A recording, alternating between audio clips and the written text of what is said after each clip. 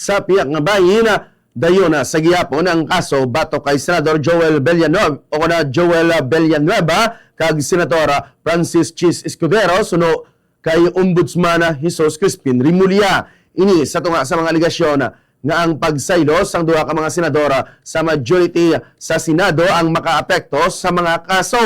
Matandaan nga ginakusahan si Villanueva ni Anaya Department Public Works and Highways Bulacan 1st District Engineer Henry Alcantara nga ginaaligara nakabaton sang 150 million pesos nga balor sang kickbacks para sa multi-purpose building project sa probinsya apang ginpanginwala sang senador ang akusasyon.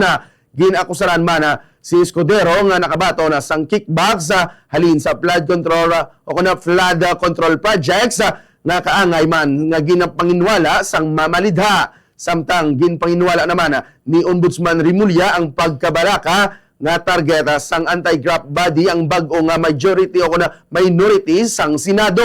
Suno kay Rimulya, hindi ini matuod bangod kung iya panumdumon kalabanan sa mga napreso subong ang ilang mga kaalyado.